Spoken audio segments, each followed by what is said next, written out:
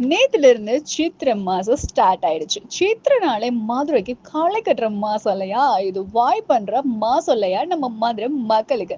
நேத்து காலையில எந்திரிச்சதும் அப்படியே அம்மா போட்ட கோலத்த பார்த்து ரசிச்சுட்டு அப்படியே குளிச்சு முடிச்சு சாமி முன்னாடி போய் நின்றா, ஒரு பக்கம் சாம்பிராணி கமகமக்க, ஒரு பக்கம் அடுப்படியில சாம்பாரும் பாயாசமும் கமகமக்க, அப்படியே அத வாழை இலையில அத அத அப்படியே வாழை இலையில போட்டு சாப்பிடும்போது இருந்துச்சு பாருங்க ஒரு ருசி. அப்பப்பா! அது ருசிக்கு எதுவுமே ஈடாகாதுங்க. அதுவும் இந்த பாயாசத்த ஊத்தி நக்கி சாப்பிடுற சுகம் இருக்கே, அதுதானே வாழையில விருந்து.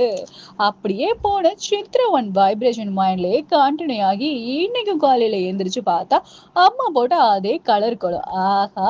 இன்னைக்கும் நல்ல கமகமக்க விருந்து தான் போலன்னு நெனச்சுக்கிட்டே உள்ள போன எனக்கு, காத்திருந்துச்சு பாருங்க ஒரு ஷாக். பழைய கஞ்சியும் நேத்து மிஞ்சின புளிக்குழம்பும் தாங்க மிச்சம் இன்னைக்கு. ஏனுங்க சித்ரா ஸ்டார்ட் ஆயிடுச்சு. என்னதான் பழைய சரி கண்டினியூ ஆனாலும் அடுத்து வரப்போகிற நம்ம தலைவன் கள்ளழகரோட எதிர் சேவை வருகைக்கும் நம்ம மதுரை அழகி மீனாட்சி சுந்தரேஸ்வரரோட திருமண வைபவ நிகழ்ச்சியோ களை கட்டும்ல. சித்திரனால வைப் பண்ற மாசம்ல.